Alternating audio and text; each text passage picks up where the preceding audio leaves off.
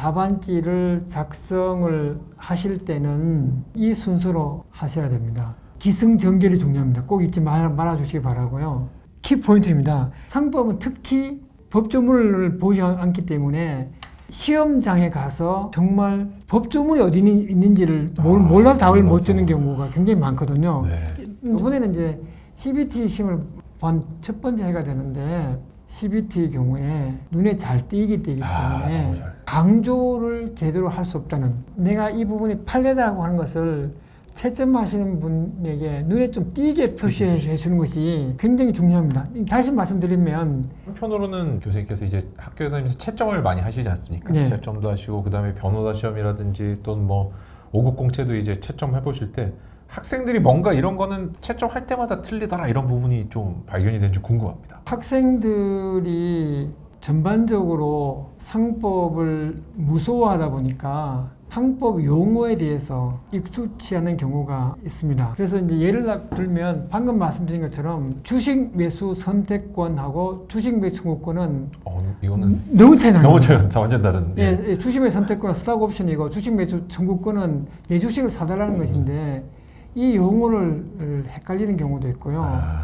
또 상법에 보게 되면 해제라고 하는 것도 있고 해지도 있고 이런 용어를 구분 못하는 경우도 있거든요. 그래서 용어를 제대로 모르면 채점하는 분에게는 굉장히 나쁜 인상을 심어주는 거기 때문에 용어에 신경을 쓸 필요가 있지 않을까 생각이 들게 되고요. 그 다음에 이제 학생들이 변호사 시험에서 출제하시는 분이 반드시 판례가 있는 부분에 문제를 낼 것이다 라고 하는 것을 미리 알고 들어옵니다. 네. 점수가 15점 이상인 경우에 알고 들어오는데 근데 본인은 판례가 기억이 나지 않습니다. 그럴 경우에는 가상의 판례를 적는 경우가 있습니다. 그러니까 본인이 이런 판례가 있다라는 식으로 아예 그냥 단언적으로 한 경우가 있는데요. 경우에 따라서는 운이 좋게 정말로 모르는 판례이지만 가상의 판례하고 일치하는 경우에 점수를 받을 수 있지만 그렇지 않은 경우도 있다라고 이렇게 생각을 하시면 될 것 같고요.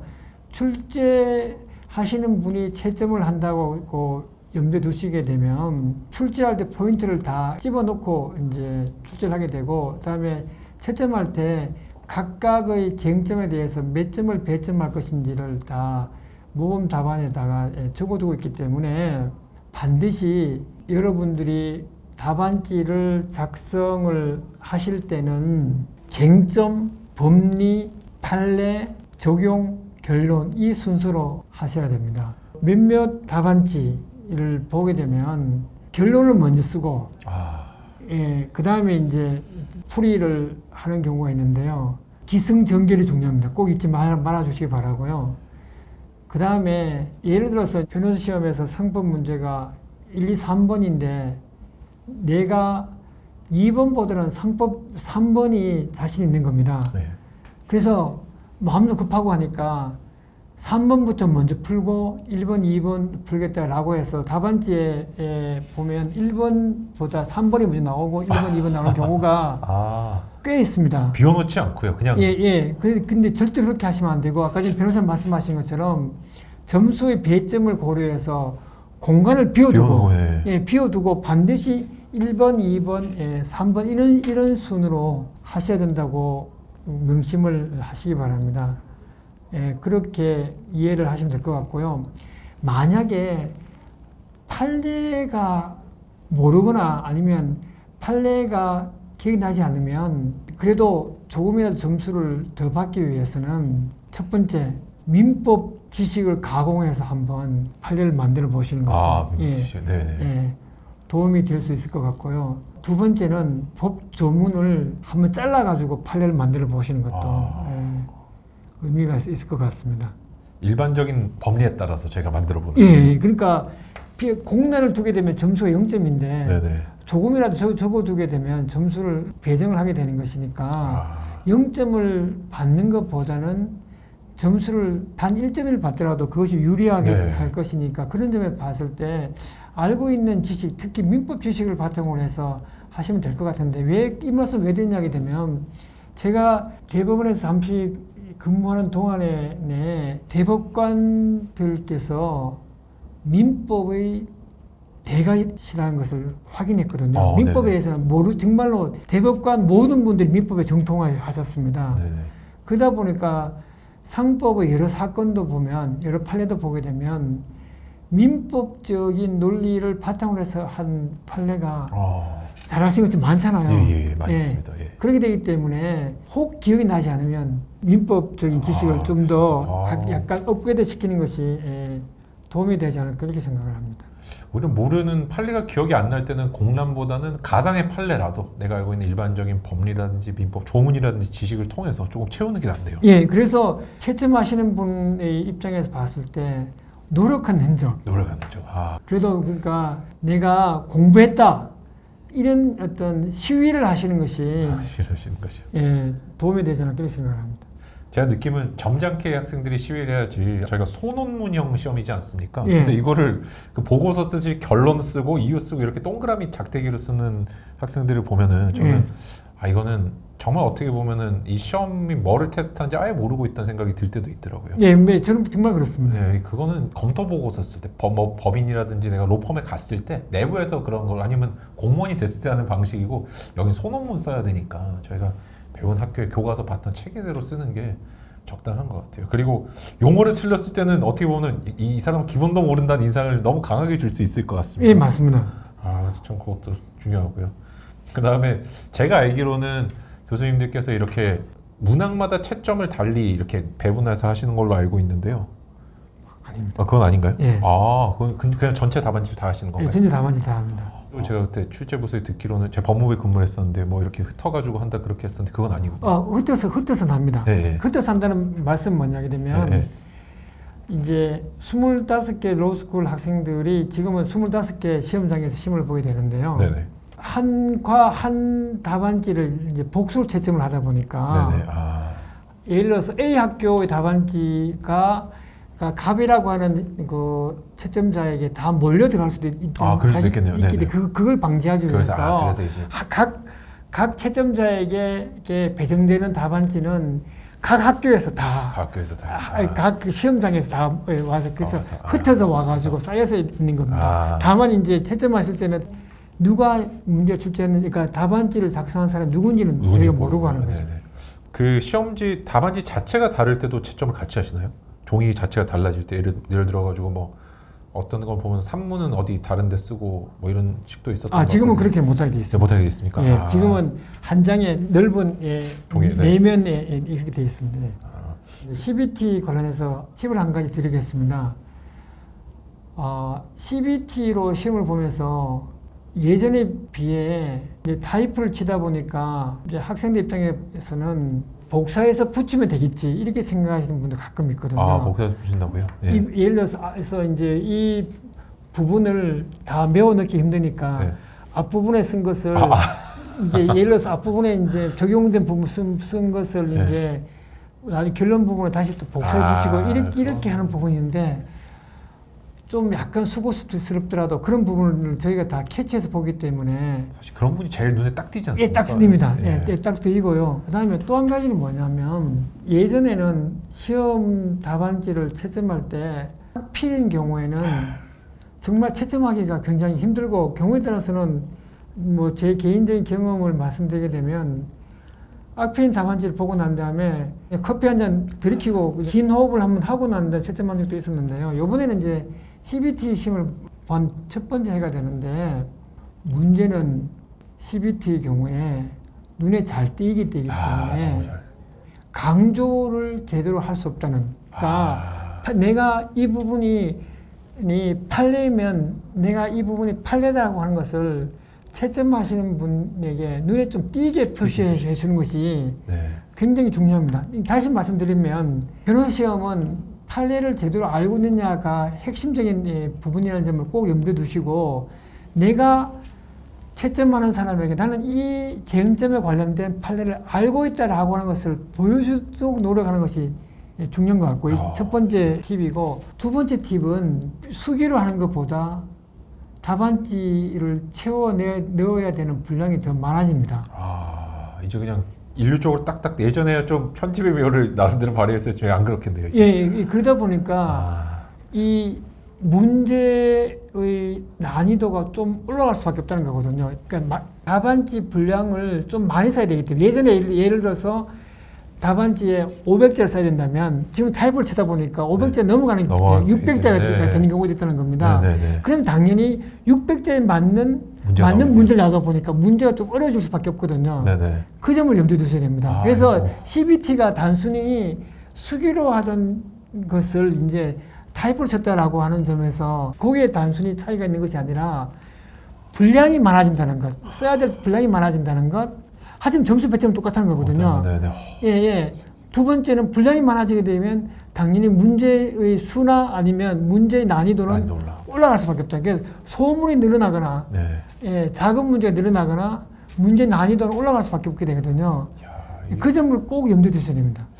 어떻게 나중에 시간이 많이 지나면은 손으로 썼던 게 낭만적이었다는 시대가 약간 도래할 것 같은데요? 그리고 이제 손으로 쓰게 되면 약간 이렇게 뭐 빈 공간에 둔다라고 하더라도 잘 드러나지 않는데 오히려 멋있습니다. 그렇지 않습니까, 선생님? CBT의 경우에는 보면 빈 공간이 예전보다 훨씬 도드라지게 보입니다. 그게 몰라서 안 썼다고 보일 것 같은데요? 그렇습니다. 너무 드라이한 게 돼버렸네요. 그러다 보니까 방금 말씀드린 것처럼 빈 공간을 매우 늦게 넣어야 되는데 잘 모르다 보니까 앞부분을 이렇게 복사해서 쓰는 경우가 있거든요. 그것이 금상첨화라고 하기는 좀 약간 오히려 노력을 안 했다는 느낌도 들 수 있을 것 같습니다. 그런 점을 좀 주의를 하면 좋을 것 같습니다. 갑자기 또 옛날 얘기를 제가 또 말씀드리지만 저희 때는 글씨를 잘 쓰는 사람이 점수를 잘 받는다는 소문도 있고 막 그랬었거든요. 어떤 사람 명필이고 그러면 막 야 점수 잘 받겠다 이런 소문도 있고 그랬지만 이제는 그런 악필과 명필은 이제 거기서 벗어났지만 한편으로는 정말 칼같이 오히려 딱 채점이 되겠네요. 네, 그렇습니다. 무섭습니다, 조금.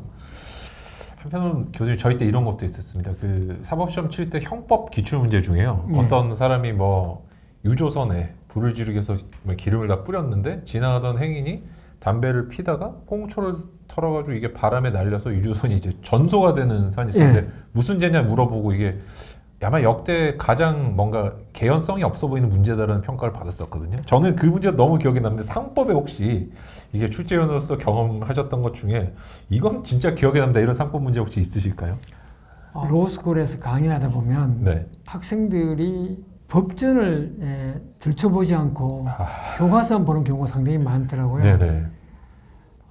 제가 오래전에 로스쿨 준비하기 위해서 일본의 로스쿨 한번 간 적이 있었는데요. 근데 일본의 경우에도 여러 교수님들이 법전을 보지 않는다. 그 참 문제다라고 여러 교수님들이 말씀을 하셨고 저는 그 점을 굉장히 공감을 합니다. 그래서 상법 문제 중에 한번 보시면 아시겠지만 법전을 찾으면 쓸 수 있는 문제가 꽤 많습니다. 제가 이제 뭐 어떤 문제라고 말씀을 드리진 않겠지만, 그러니까 법전 중에도 보면 시행령을 제대로 알고 있는지 모르는지. 그러니까 학생들이 보면 민법의 경우에는 법전을 열심히 보거든요. 근데 왜 상법의 경우에는 법전을 잘 안 보는 경향이 굉장히 농후합니다. 예를 들어서 이제 제가 이런 말씀드리면 모르겠지만 상법 395조를 보게 되면 표현 대표이사가 나오는데 표현 대표이사의 경우에는 법조문 판례는 법조문하고 전혀 상관이 없거든요. 문과 완전히 완전히 물리 해석해봤자 이 판례를 해석을 나오지 않는다는 겁니다. 그런 문제가 중요한 게 사실은 중요한데 그런 이유가 있어서 그런지 모르겠지만 상법은 특히 법조문을 보지 않기 때문에 시험장에 가서 정말 법조문이 어디 있는지를 몰라서 답을 못 주는 경우가 굉장히 많거든요. 또 한 가지 말씀드리는 게 있습니다. 회사가 여러 종류의 주식을 발행한 경우에 보통주 가진 주주들이 하는 주주총회 이외에다가 종류주주총회라고 하는 것을 해야 되지 않습니까?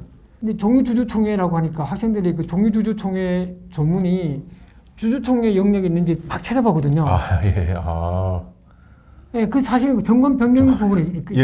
예, 맞습니다. 이런 겁니다. 한 번도 안 보니까요. 그러니까 종류 주주총회라는 개념을 알고 있는데 네. 막상 이제 시험에 가가지고는 조문을 찾아서 써야겠다는 생각을 하게 되는데 몇 존지를 뒤섞어 두어야 된다 생각을 하게 되는데 네. 찾아보게 되면 그 짧은 순간 안에 당황스럽잖아요. 당황스럽습니다. 예. 그 마음은 급한데 안 나오죠. 안 나오는 거거든요. 예. 이익 공유 같은 경우도 보게 되면 이익 공유는 주주총회를 하면서 가지고 주주들에게 이익을 주지 말라 그런 조문인데 그 조문도 학생들이 보게 되면 주주총회에서 막 찾아보거든요. 주주총회 있을 거라 생각을 하죠. 예. 그건 회사의 회계 부분이 나옵니다. 예. 이런 것들이거든요. 그래서 다른 분야는 모르겠지만 상법 문제 보게 되면 조문 위치를 빨리 찾아가 쓰는 문제가 여러 개가 있습니다. 예.